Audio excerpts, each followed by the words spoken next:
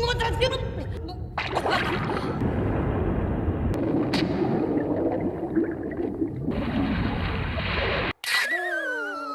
死ぬかと思った。ありがとう、ルフィ。いや、なん。Yos nakama, bagaimana kabar hari ini? Semoga sehat selalu dan kita gas lanjut lagi di part 7-nya kali ini.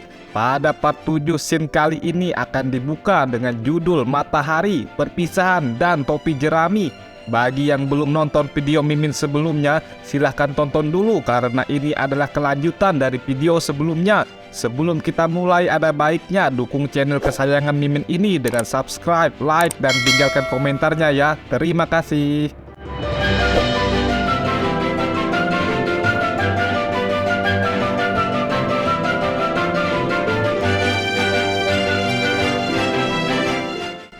Dahulu kala ketika para pelaut berangkat ke tempat yang tidak diketahui untuk menjelajahi wilayah yang belum dipetakan, mereka selalu melambaikan tangan ke keluarga yang mereka tinggalkan di pelabuhan pulau asal mereka.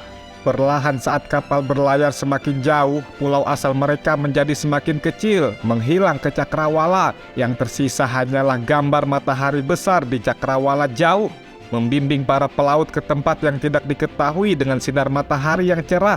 Bertahun-tahun kemudian, menjelang perang akhir kuno, saat Diras dan teman-temannya berlayar menjauh dari tanah air mereka yang terfragmentasi, Diras berkata sambil menunjuk ke arah matahari, "Lihatlah matahari terbenam malam ini. Saat matahari terbit lagi dari laut, inilah saatnya semua dari kita akan kembali bersama lagi. Keluarga, teman, makanan, banyak tawa dan minuman. Bukankah matahari di permukaan laut terlihat seperti topi jerami yang saat ini kupegang?" Sejak saat itu, topi jerami menjadi lambang datangnya fajar. Saat fajar datang lagi, mimpi lama milenium itu akan menjadi kenyataan.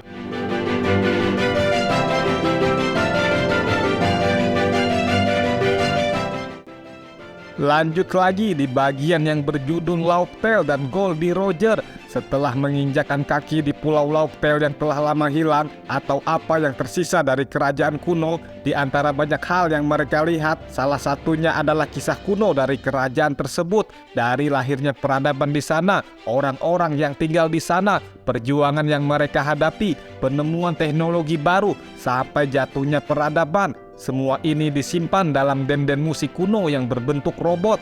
Di akhir rekaman saat Roger hendak pergi, rekaman kembali menyala. Ini adalah pesan terakhir yang direkam oleh Diras. Diras langsung berbicara dengan Roger. Dia berbicara tentang kisah selama perjalanannya dan tentang teman-teman yang bersamanya. Diras juga berbicara mengenai takdir dan mimpi yang menghubungkan orang-orang sepanjang waktu. Selama ada orang yang mencari kebebasan, selama ada orang yang diperbudak, akan ada benda dan orang yang akan berhubung atau dihubungkan. Menjelang akhir rekaman, Roger tertawa. Namun saat dia berlayar nanti, dia mengatakan kepada krunya bahwa dia juga dipenuhi dengan penyesalan karena dia tidak dapat melihat dunia di mana kebebasan adalah norma. Dia berharap bisa hidup pada masa Joy Boy dan berbagi satu atau dua sake dengannya.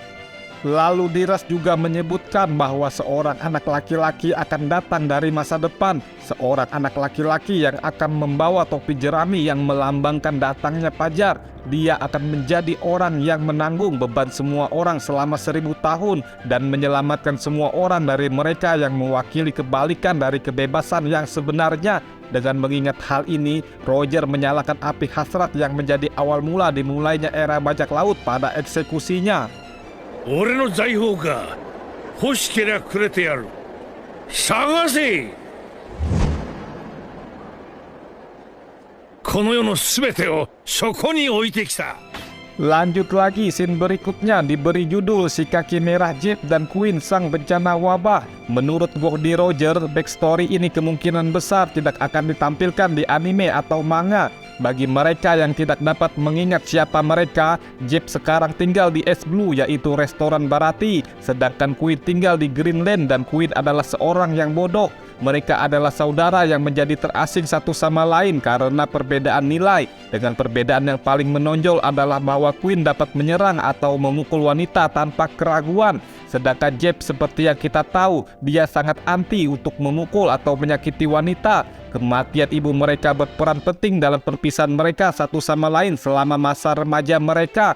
Bagaimanapun, ini adalah asal mula bagaimana dan mengapa Jeb tidak pernah memukul seorang wanita, bahkan itu sampai diwariskannya kepada Sanji. いって男は女を消しちゃならねえ。そんなことは恐竜の時代から決まってんだ。 Lanjut lagi pada scene berikutnya yang akan membahas tentang pulau manusia ikan, hutan laut, janji Joy Boy, pohon hawa, dan akhir dari semua buah iblis. Cerita dimulai 900 tahun yang lalu sebelum kehancuran kerajaan kuno serta sebelum banjir besar yang sudah Mimin bahas pada video part 2. Permukaan laut akan turun drastis. Hutan laut awalnya adalah hutan darat 900 tahun yang lalu. Akibat banjir tersebut, permukaan laut naik drastis dan menghabiskan seluruh daratan yang kini dikenal sebagai pulau manusia ikan. Lalu janji yang dibuat oleh Joy Boy bukanlah untuk membawa seluruh pulau manusia ikan naik 10.000 kaki ke daratan. Janjinya adalah untuk menghancurkan Red Line dan menurunkan permukaan air ke tingkat semula sehingga matahari dapat langsung menyinari orang-orang yang tinggal di pulau manusia ikan. Namun tanpa orang yang tepat dan suatu benda yang tepat, Diras atau Joy Boy di masa lalu ini tidak dapat melakukannya. Ini adalah salah satu penyesalan terbesar yang dia simpan di dalam hatinya. Untuk itu dia meminta maaf kepada Poseidon atau Agassi kurang lebih sekitar 800 tahun yang lalu. Kemudian pohon hawa awalnya tidak setinggi saat ini, namun selama berabad-abad terkubur di bawah laut, ia tidak pernah mati. Namun ia terus-menerus mencari sinar matahari dan selama hampir 1000 tahun mencari matahari, pohon hawa telah tumbuh begitu tingginya.